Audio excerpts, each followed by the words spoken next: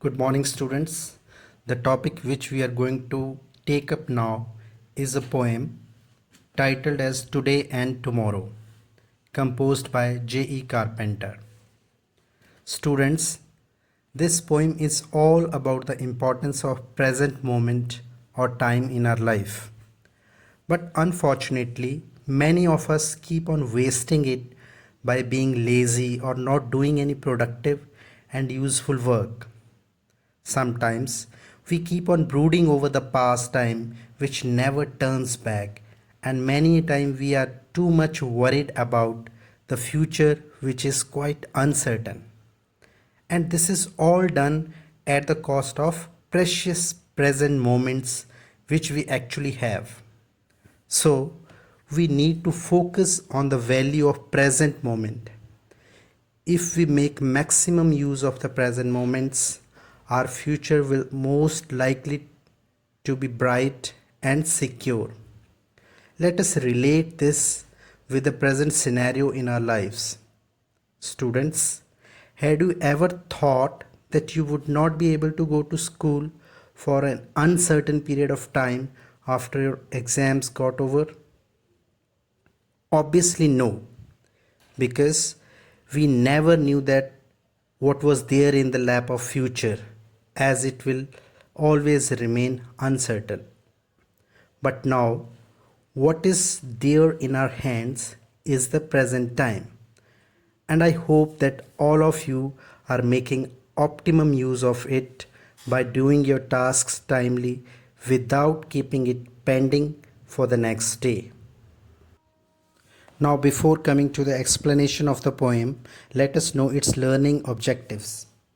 After completion of the topic, the students will be able to recite the poem with correct intonation and pronunciation, relate the theme of the poem with their life, recognize various literary devices used in the poem, and compose a diary entry at the end of the poem. Now listen to the explanation of the poem carefully. So here goes the first stanza. Don't tell me of tomorrow. Give me the man who will say that when a good deed is to be done, let's do the deed today. In these lines, the poet means to say that he doesn't want to talk about tomorrow, which refers to future time, because it is uncertain. Instead, the poet is looking for the man or the volunteer who can say that if a good work is to be done, good deed is to be done, then why to wait for it? Rather, we should do it today itself. Here, deed means work or task. We may all command the present if we act and never wait, but repentance is the phantom of a past that comes too late. In these lines, the poet wants to say that we all can have the control over the present moment only if we become self disciplined or we decide to act rather than waiting for any right moment to come, because if we will not be able to complete our work timely, then the phantom of repentance, which is actually phantom here means ghost, which actually means anything, a sense of trouble which troubles us, so that sense of not doing the work timely in the past will haunt us. So we should always complete our work timely, otherwise it will be too late for us to realize our mistake. Tell me of tomorrow. There is much to do today that can never be accomplished if we throw the hours away.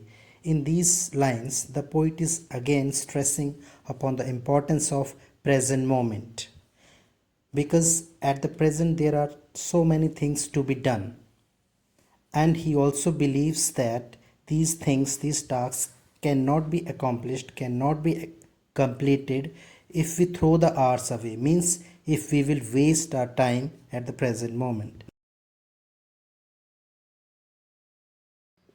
This is the last stanza of the poem, which says, every moment has its duty. Who the future can foretell? Then why put off till tomorrow what today can do as well? Here, the poet wants to convey that each moment of time has its own importance and a defined duty to be performed, so we cannot afford to waste it at any cost. Then the poet tries to convince that when the future cannot be foretold or cannot be predicted at all, then there is no point of postponing or delaying today's or present tasks to any point of time in the future. Thus, make every moment count in your life. Now, let us talk about literary devices. These are an integral part of literary compositions to make the language of the work more decorative, impressive, and organized. There are many literary devices like alliteration, simile, metaphor, and personification, etc. But here in this poem, only alliteration is used. So, alliteration is a figure of speech in which consonants, especially in the beginning of words, are repeated. Or, in simpler words, we can say that in a line, two or more than two words begin with the same letter. The use of alliteration enhances the musical effect of the line or the poem. For example, don't tell me of tomorrow. In this line or in this phrase, the sound T is repeated. And in the second case, let's do the deed today, we can see the sound of D is repeated. That's all for today. Thank you.